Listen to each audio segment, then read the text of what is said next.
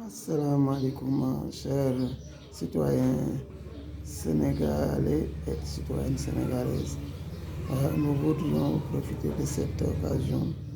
pour effectivement vous dire que quiconque a vu le schéma qui a été lancé par le président Macky Sall, c'est qu'il est sur des positions effectivement de candidature pour l'élection présidentielle de 2024. La CPJNLR, dont j'en suis le secrétaire général et le fondateur et député légitime, a décidé à travers des rencontres de lancer l'opération Tektal Macky. Cette opération Tektal Macky nous permettra de faire le tour de tous les luuma, le tour de tous les daara, le tour de toutes les daïra, le tour du Sénégal, bâbord, tribord et de zigzag en diagonale, pour effectivement engranger le maximum de voix. Et après avoir avancé le maximum de voix, faire de telle sorte que,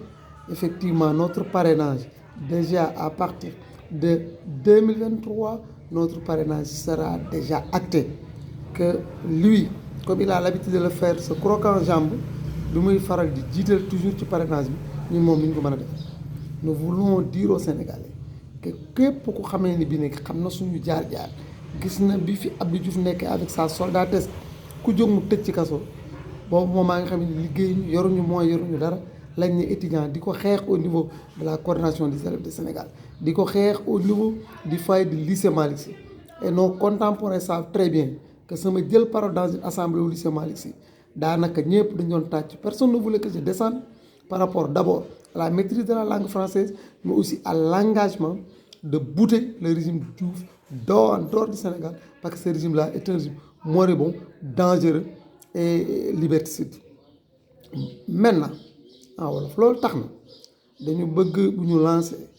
effectivement le mouvement Tektal Macky dox ko dans 2 mois, que tout le Sénégal soit visité, et nous irons sans aucune faiblesse, mais aussi sans aucun extrémisme vain. Ndax dafa am lu arab wax muy tubbul watan minal iman. Gëm sa dëkk, bëgg sa dëkk ci jaam yàlla la bokk. Te il n'en est plus question que des gens yoo xam ne amuñu benn oofe, jaaruñu fenn foo xam ne d'un point de vue politique ou syndical yow jaar nga fa nekk ci seen doyen man leen fa xeex. Peut-être ce qu'on dit que par ironie du sort ils sont arrivés là ils sont. Maintenant buñ ci jógee ñun leen rek moo ñu yitteel, du ñu d'accord yàlla suturaal ñu def diplôme yu bëree bëri en Europe. Ñoom ñëpp ci gouvernement bi koo ci dégg CV maximum maîtrise ngay dégg, boo ci tegee ñaar wala ñetti poste yu mu yoroon au niveau de l'administration. Yàlla suturaal ñu nag ñu def comme le disait l'autre, il faut limer et frotter sa cervelle comme celle d'autrui. Yàlla yóbbu ñu dans les situations européennes ñu liggéey ci liggéey bu mat liggéey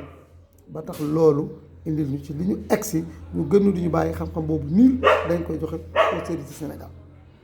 Buñ ci jógee l'opération Tektal Macky, l'opération rëq ndigg lañ ci teg. L'opération rëq ndigg xam nga lan la, fexe ba foo xamee ni bi ne ab Sénégalais ma nga fa coin bi gën a sori ñu fekk ko fa def. Et bu boobaa bu ñu ko defee dina tax comme l'a très bien dit les comme l'ont très bien dit les marxistes, marchons séparément et frappons ensemble. Bu ñu defee stratégie bi ce qui est sûr qu'en 2024 quel qu'en soit task force, quel qu'en soit Macky Sall ambition yi dina daw dina génn ci dëkk bi may ñu bëgg a clarifier nag ni désormais duutuñu bàyyeeti kenn ak koo mën a doon ngay jur trou CPG ay couleur am ak ay emblème naan da nga ciy toog di ci ànd ak régime bi wala nga ci dem ay conférence de leaders wala quoi que ce soit. Toutes les mesures déjà jël nañ ko, lu mu ci war a nekk dans ce volet juridique administratif danañ ko dox. Ginnaaw ab simple rappel rek lañ fi jëloon quelques secondes ci morceau dugal ko, nañu baal sax ñoo simple un rappel rek tout court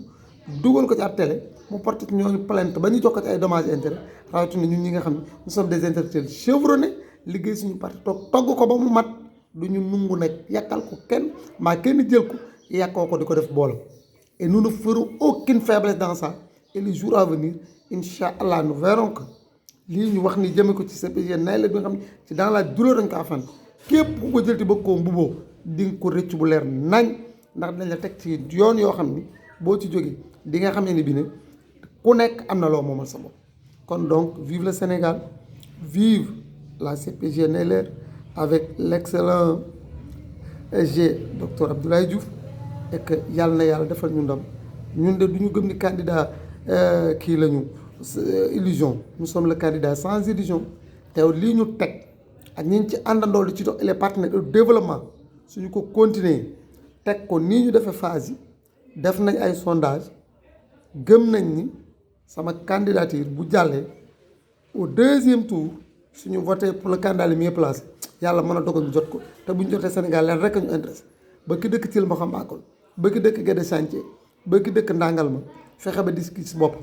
bourse familiale yi ñu joxe ñu teg ko ci suuf may ku nekk la chance d'avoir des enfants qui travaillent des conditions de vie meilleures bu ko defee du jar ay bourse ndax dañ ni li nga ma may jën jàngal ma ko mën a wasalaam suñu paree conférence de presse bi ñu lancé dañ dugaat aussi par des vidéos pour fu ñu toll région bu ñu toll bu ñuy dem ngeen yëg ko jërëjëf seul le Sénégal est fort tout le reste n'est que faiblesse.